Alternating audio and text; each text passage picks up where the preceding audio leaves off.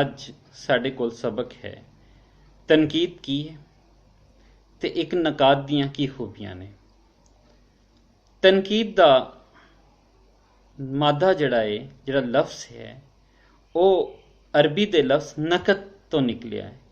ਨਕਦ ਦਾ ਮਤਲਬ ਹੈ ਅਸ਼ਰਫੀ ਨੂੰ, ਸਿੱਕੇ ਨੂੰ ਪਰਖਣਾ ਕਿ ਉਹ ਖਰਾ ਹੈ ਜਾਂ ਖੋਟਾ ਹੈ। ਉਹਦੇ ਖਰੇਪਨ ਨੂੰ, ਉਹਦੇ ਖਾਲਸਪਨ ਨੂੰ ਪਰਖਣਾ ਨਕਦ। ਜਿਵੇਂ ਅਸੀਂ ਆਖਦੇ ਹਾਂ ਨਾ ਕਿ ਸਾਨੂੰ ਪੈਸੇ ਨਕਦ ਚਾਹੀਦੇ ਨੇ, ਨਕਦ ਤੋਂ ਮੁਰਾਦ ਹੈ ਕਿ ਅਸਲ, ਖਾਲਸ, ਖਰੇ।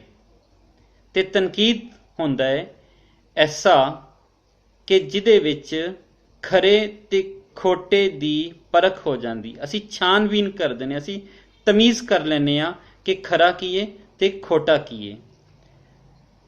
ਇਹਦੇ ਵਾਸਤੇ ਲਫ਼ਜ਼ ਹੈ ਕ੍ਰਿਟਿਸਿਜ਼ਮ।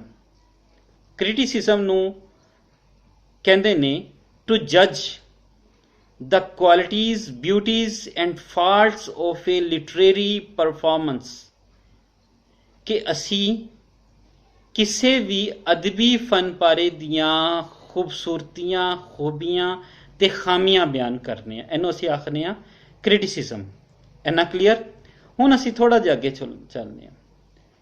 ਕ੍ਰਿਟਿਸਿਜ਼ਮ ਨੂੰ ਹਿੰਦੀ ਵਿੱਚ ਆਲੋਚਨਾ ਆਖਦੇ ਨੇ, ਪੰਜਾਬੀ ਵਿੱਚ ਪਰਖ ਆਖਦੇ ਨੇ, ਜਿਨ੍ਹਾਂ ਦਾ ਮਤਲਬ ਇਹੀ ਹੈ ਛਾਨਬੀਨ ਕਰਨਾ, ਵੱਖਰਾ ਵੱਖਰਾ ਕਰਨਾ ਖਰੇ ਤੇ ਖੋਟੇ ਨੂੰ, ਤੇ ਖੂਬੀਆਂ ਤੇ ਖਾਮੀਆਂ ਨੂੰ ਬਿਆਨ ਕਰਨਾ। ਇਹ ਲਫ਼ਜ਼ ਯੂਨਾਨੀ ਲਫ਼ਜ਼ ਕ੍ਰਿਟਸ KRITES ਤੋਂ ਨਿਕਲਿਆ, ਜਿਹਦਾ ਮਤਲਬ ਹੈ ਟੂ ਜੱਜ। ਔਰ ਕ੍ਰਿਟਿਕੋ ਆਖਿਆ ਗਿਆ ਉਹਨੂੰ, ਬੰਦੇ ਨੂੰ, ਉਸ ਬੰਦੇ ਨੂੰ who is capable to judge, who is capable to judge, to take decision, ਜਿਹੜਾ ਇਸ ਕਾਬਲ ਹੋਏ ਕਿ ਜੱਜ ਕਰ ਸਕੇ ਤੇ ਫੈਸਲਾ ਕਰ ਸਕੇ, ਉਹਨੂੰ ਕ੍ਰਿਟਿਕੋ ਆਖਿਆ ਜਾਣ ਲੱਗਾ। 14ਵੀਂ ਸਦੀ ਤੱਕ ਯੂਨਾਨੀ ਅੱਖਰ ਵਰਤਿਆ ਗਿਆ। ਫਿਰ 14ਵੀਂ ਸਦੀ ਵਿੱਚ ਫ੍ਰੈਂਚ ਵਾਲਿਆਂ ਨੇ ਲਫ਼ਜ਼ ਵਰਤਿਆ ਕ੍ਰਿਟਿਕ, CRITIQUE,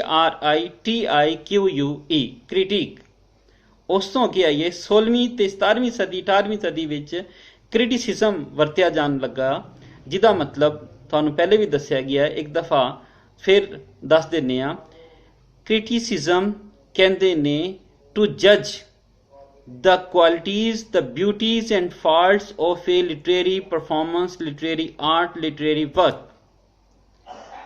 ਹੁਣ ਅਸੀਂ ਇਹਨੂੰ ਪੰਜਾਬੀ 'ਚ ਆਖਦੇ ਹਾਂ ਕਿ ਤਨਕੀਦ ਐਸਾ ਹੈ ਜਿਹਦੇ ਵਿੱਚ ਅਸੀਂ ਕਿਸੇ ਫਨ ਪਾਰੇ ਦੀਆਂ, ਅਦਬੀ ਫਨ ਪਾਰੇ ਦੀਆਂ ਖੂਬੀਆਂ ਤੇ ਖਾਮੀਆਂ ਬਿਆਨ ਕਰਨੇ ਆ।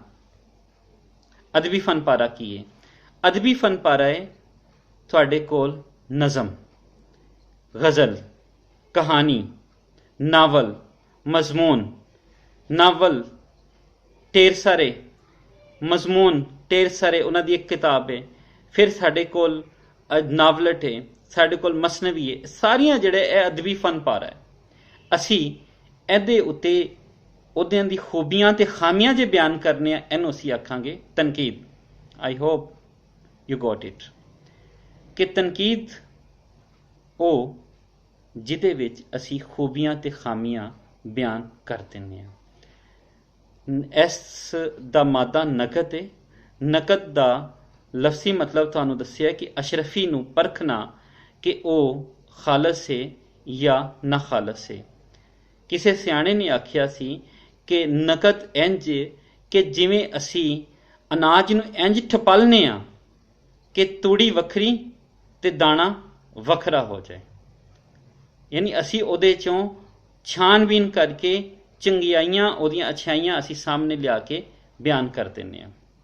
ਹੁਣ ਅਸੀਂ ਚੱਲਨੇ ਆ ਨਜ਼ਰਿਆਤੀ ਤਨਕੀਦ ਤੇ ਅਮਲੀ ਤਨਕੀਦ ਅੱਗੇ।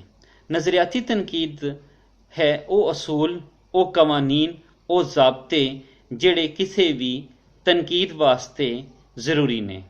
ਅਮਲੀ ਤਨਕੀਦ ਜਦੋਂ ਅਸੀਂ ਉਹ ਸਾਰੇ ਜ਼ਾਬਤੇ, ਉਹ ਸਾਰੇ ਅਸੂਲ, ਉਹ ਸਾਰੀਆਂ ਗੱਲਾਂ ਬਾਤਾਂ, ਉਹ ਸਾਰੇ ਅਮਲ ਅਸੀਂ ਉਹਨੂੰ ਅਮਲੀ ਤੌਰ ਤੇ ਬਿਆਨ ਕਰ ਦਿੰਦੇ ਹਾਂ, ਕਿਸੇ ਫਨ ਪਾਰੇ ਤੇ ਲਾਗੂ ਕਰ ਦਿੰਦੇ ਹਾਂ, ਉਹਨੂੰ ਅਸੀਂ ਅਮਲੀ ਤਨਕੀਦ ਆਖਨੇ ਆ। ਤਨਕੀਦ ਤੇ ਤਨਕੀਸ ਆਮ ਲੋਕ ਜਿਹੜੇ ਨੇ ਉਹ ਗਲਤ ਫਹਿਮੀ ਦਾ ਸ਼ਿਕਾਰ ਨੇ ਕਿ ਤਨਕੀਦ ਹੀ ਅਸਲ ਵਿੱਚ ਤਨਕੀਸ ਹੈ। ਹੁਣ ਤਨਕੀਸ ਕੀ ਹੈ ਪਹਿਲੇ ਤਾਂ ਕਲੀਅਰ ਹੋ ਜਾਏ। ਤਨਕੀਸ ਹੈ ਕਿ ਸਿਰਫ ਅਸੀਂ ਕਿਸੇ ਵੀ ਸ਼ੈ ਦੀਆਂ ਖਾਮੀਆਂ ਹੀ ਬਿਆਨ ਕਰਨੀਆਂ, ਜਿਵੇਂ ਕਿ ਲਫ਼ਜ਼ ਹੀ ਨਕਸ ਤੋਂ ਹੀ ਨਿਕਲਿਆ ਹੈ। ਜਿਵੇਂ ਅਸੀਂ ਕਹਿੰਦੇ ਯਾਰ ਤੂੰ ਟੁਰਨਾ ਕਹਿੰਦੇ, ਉਹ ਤੈਨੂੰ ਬਹਿਣ ਦੀ ਤਮੀਜ਼ ਨਹੀਂ, ਤੈਨੂੰ ਬੋਲਣ ਦੀ ਤਮੀਜ਼ ਨਹੀਂ, ਅਸੀਂ ਉਹਦੀਆਂ ਖਾਮੀਆਂ ਹੀ ਖਾਮੀਆਂ ਬਿਆਨ ਕਰੀ ਜਾ ਰਹੇ ਹਾਂ, ਫਿਰ ਇਹ ਤਨਕੀਸ ਹੋ ਜਾਏਗੀ। ਜਦੋਂ ਅਸੀਂ ਖੂਬੀਆਂ ਤੇ ਖਾਮੀਆਂ ਦੋਵੇਂ ਚੀਜ਼ਾਂ ਬਿਆਨ ਕਰਾਂਗੇ ਫਿਰ ਅਸੀਂ ਤਨਕੀਦ ਕਰਾਂਗੇ। ਤਨਕੀਸ ਦਾ ਮਾਦਾ ਨਕਸ, ਨਕਸ ਤੋਂ ਮੁਰਾਦ ਸਿਰਫ ਖਾਮੀਆਂ ਬਿਆਨ ਕਰਨਾ। ਅਸੀਂ ਖਾਮੀਆਂ ਸਿਰਫ ਨਹੀਂ ਬਿਆਨ ਕਰਨੇ ਬਲਕਿ ਅਸੀਂ ਖੂਬੀਆਂ ਵੀ ਬਿਆਨ ਕਰਨੇ ਆ, ਇਸ ਲਈ ਅਸੀਂ ਇਸ ਨੂੰ ਆਖਨੇ ਆ ਤਨਕੀਦ। ਹੁਣ ਤਨਕੀਦ ਕਿਉਂ ਜ਼ਰੂਰਤ ਪਈ? ਕਿਸੇ ਨੇ ਕਿਤਾਬ ਲਿਖਤੀ, ਕਿਸੇ ਨੇ ਕੋਈ ਨਾਵਲ ਲਿਖਤਾ, ਕਿਸੇ ਨੇ ਸ਼ਾਇਰੀ ਕਰਤੀ, ਕਿਸੇ ਨੇ ਨਜ਼ਮਾਂ ਲਿਖਤੀਆਂ, ਅਸੀਂ ਤਨਕੀਦ ਕਿਉਂ ਕਰਨੇ ਆ? ਤਨਕੀਦ